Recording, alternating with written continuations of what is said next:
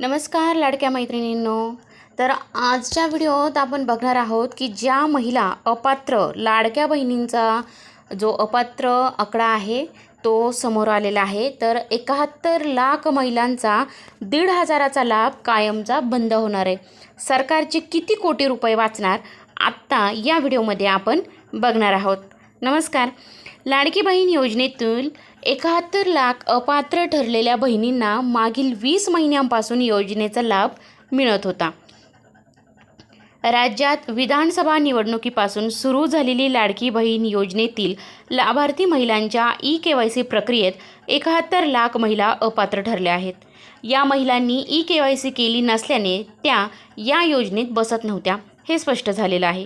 या योजनेत 2,43,00,000 महिलांनी नोंदणी केली होती आणि त्यांना दरमहा 1,500 रुपये मिळत होते. त्यामुळे सरकारी तिजोरीवर वर्षाला 43,740 कोटी रुपयांचा बोजा येत होता. या लाडकी बहीण योजनेचा फटका काही प्रमाणात इतर योजनांना देखील बसला होता. राज्याची आर्थिक घडी या योजनेमुळे काहीशी विस्कटल्यामुळे अपात्र महिला शोधण्याची मोहीम महिला व बाल कल्याण विभागाने राबवली होती.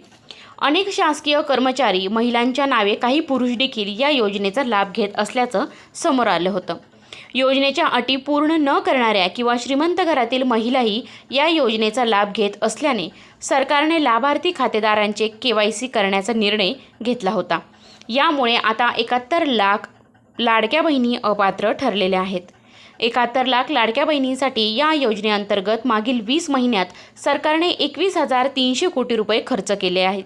ओळख पडताळणीस मुदतवाढ मिळाल्याने 30 एप्रिलपर्यंत शिल्लक महिलांनी KYC कागदपत्र सादर करावेत आणि प्रक्रिया पूर्ण करावी असे आवाहन करण्यात आलं होतं. सरकारची लाडकी बहीण योजना सुरू झाल्यानंतर नोव्हेंबर 2024 पासून पडताळणी सुरू करत अपात्र लाडक्या बहिणी या योजनेतून बाजूला करण्याचं काम सुरू केलं.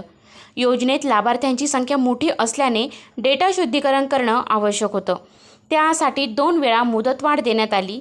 मार्च 2026 पर्यंत KYC प्रक्रिया पूर्ण करण्याचं आवाहन सरकारकडून करण्यात आलं. त्याला आता एप्रिल 2026 पर्यंत मुदतवाढ देण्यात आलेली आहे.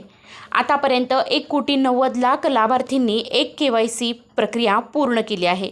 यातील 1,75,00,000 बहिणी पात्र ठरल्या आहेत. तर यात अनेक महिला अपात्र ठरल्याचं मार्च अखेरपर्यंत समोर आलं आहे. मात्र 71 लाख महिलांना मागील 20 महिन्यांपासून 1,500 रुपये अनुदान सुरू असल्याने महिन्याला ही रक्कम 1,065 कोटीच्या घरात आहे.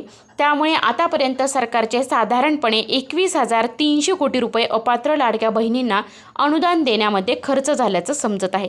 ई-KYCला मुदतवाढ. लाडकी बहीण योजनेत ई-KYC करताना चुकीचा पर्याय निवडलेल्या लाभार्थींना आता दुरुस्तीसाठी 30 एप्रिल 2026 पर्यंत मुदत देण्यात आली आहे. ही मुदत 21 मार्चपर्यंतच होती. ई-KYC दुरुस्तीसाठी ही शेवटची संधी असेल असे महिला व बाल कल्याण मंत्री आदिती तटकरे यांनी सांगितले आहे.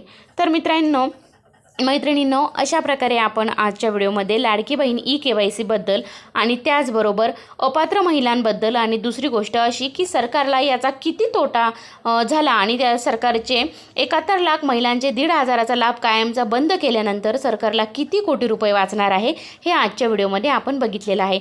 जर तुम्ही माझ्या चॅनलवरती नवीन असाल तर नक्कीच अशा बातम्या जाणून घेण्यासाठी चॅनलला सबस्क्राईब करा. धन्यवाद.